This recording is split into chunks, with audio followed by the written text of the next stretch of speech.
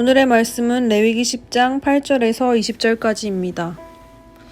여호와께서 아론에게 말씀하여 이르시되 너와 내 자손들이 회막에 들어갈 때에는 포도주나 독주를 마시지 말라.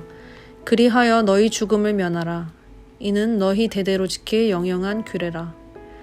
그리하여야 너희가 거룩하고 속된 것을 분별하며 부정하고 정한 것을 분별하고 또 나 여호와가 모세를 통하여 모든 규례를 이스라엘 자손에게 가르치리라.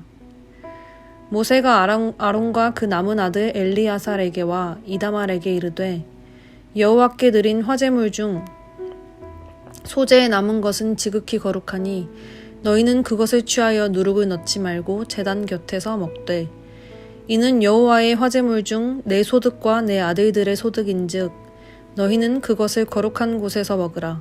내가 명령을 받았느니라.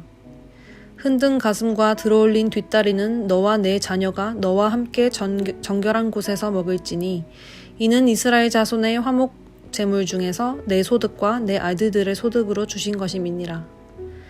그 들어올린 뒷다리와 흔든 가슴을 화제물의 기름과 함께 가져다가 여호와 앞에 흔들어 요제를 삼을지니 이는 여호와의 명령대로 너와 내 자손의 영원한 소득이니라. 모세가 속죄제 드린 염소를 찾은즉 이미 불살랐는지라. 그가 아론의 남은 아들 엘르아셀과 이다말에게 노하여 이르되 이 속죄 제물은 지극히 거룩하거늘 너희가 어찌하여 거룩한 곳에서 먹지 아니하였느냐. 이는 너희로 회중의 죄를 담당하여 그들을 위하여 여호와 앞에 속죄하게 하려고 너희에게 주신 것이니라. 그 피는 성소에 들여오지 아니하는 것이었으니 그 제물은 너희가 내가 명령한 대로 거룩한 곳에서 먹었어야 했을 것이니라.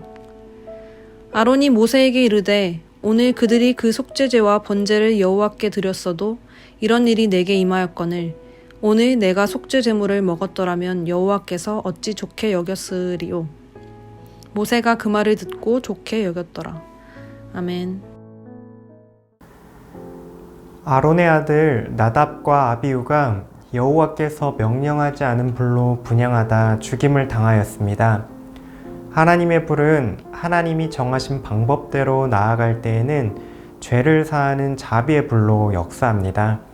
하지만 하나님이 정하지 않은 방식, 거룩하게 구별됨 없이 죄 있는 상태로 마주하는 불은 심판의 불이 됩니다. 심판의 불이 나타난 이후에 하나님께서 직접 아론에게 말씀하십니다. 9절입니다. 너와 내 자손들이 회막에 들어갈 때에는 포도주나 독주를 마시지 말라. 그리하여 너희 죽음을 면하라. 이는 너희 대대로 지킬 영영한 규례라. 하나님은 나답과 아비후처럼 심판의 불을 마주하지 않도록 각별하게 아론에게 주의를 주고 계십니다. 특히 제사장에게 금주를 명령하신 것은 마치 버스 운전기사가 승객을 태우고 목적지를 향해 운행할 때와 유사합니다. 운전기사가 술에 취한 채 음주운전을 하면 승객의 안전과 생명을 보장할 수가 없습니다. 마찬가지로 생명을 다루는 제사장이 백성들을 거룩하신 하나님께로 인도하여 나아가는 길에는 더더욱 바른 분별력과 판단력이 필요하기 마련이죠. 그런데 모세와 아론 사이에 한 사건이 벌어지게 됩니다. 모세는 아론과 남은 아들들에게 제사장이 거룩한 곳에서 먹을 음식 규례에 대해서 전달합니다. 속죄제 같은 경우에는 제사장이 일부 음식은 먹을 수도 있었습니다. 일반 백성이 드리는 속죄 제물들은 제사장이 거룩한 곳에서 먹을 때 하나님이 그 제사를 기쁘게 받으셨습니다. 그런데 16절에서 아론은 백성을 위한 속죄제 염소를 먹지 않고 불살라 버렸습니다. 모세가 아론에게 따져 묻자 아론이 대답합니다. 19절 세번역 성경입니다. 이 말을 듣고 아론이 모세에게 대답하였다. 보십시오. 오늘 내 아들들이 속죄를 받으려고 주님 앞에 속죄 제물과 번제물을 바쳤습니다. 그런데 이런 참혹한 일이 오늘 나에게 닥쳤습니다. 그러니 내가 무슨 염치로 오늘 그들이 바친 속죄 제물을 먹는단 말이오. 내가 그들이 제물로 바친 고기를 먹으면 주님께서 정말 좋게 보아주시리라고 생각합니까? 아론은 이런 참혹한 일이 오늘 자신에게 닥쳤다고 말을 하고 있습니다.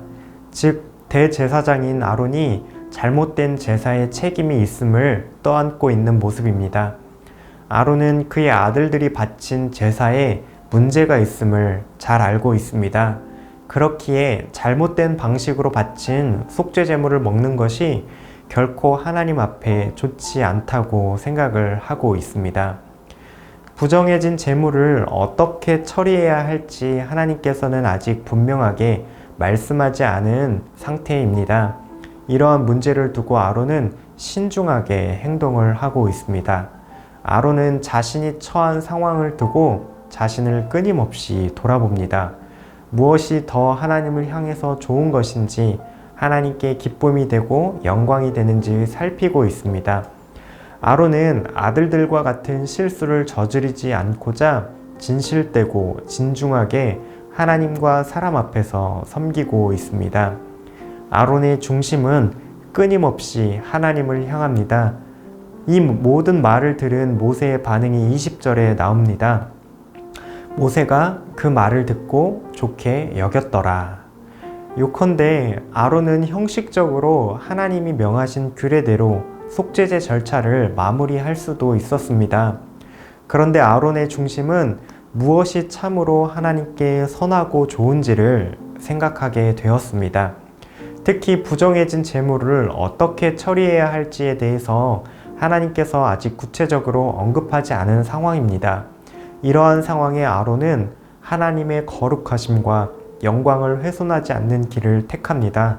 하나님은 이런 아론의 중심을 좋게 받아주셨습니다. 오늘 아론의 모습을 통해서도 우리는 바른 중심을 가지고 분별력 있게 행하는 그러한 지혜를 배울 수 있습니다. 하나님의 말씀은 우리 일상의 모든 경우의 수를 일일이 다 명령하지 않으십니다. 말씀의 원리 안에서 해석과 적용을 하며 살아가야 할 요소들이 더 많이 존재합니다. 그러할 때에 우리의 중심은 아론과 같아야 하겠습니다. 하나님 앞에서 하나님께서 보시기에 좋은 것이 무엇인지, 또 어떠한 것이 하나님께 영광이 되는지 잘 살필 수 있어야 합니다. 여러 가지 삶의 정황 속에서도 하나님이 기뻐하시는 일을 선택할 수 있는 모든 청년가족 되시기를 소망합니다. 함께 기도하시겠습니다. 말씀을 따라서 다양한 우리의 삶 속의 현상들을 분별하고 해석할 수 있는 지혜를 주시옵소서. 일상에서 마주하는 다양한 선택의 기로에서 하나님 보시기에 좋은 것을 선택하는 중심 있는 성도 되게 하옵소서. 오늘 하루도 하나님 보시기에 좋은 것들을 선택하며 승리하시길 소망합니다.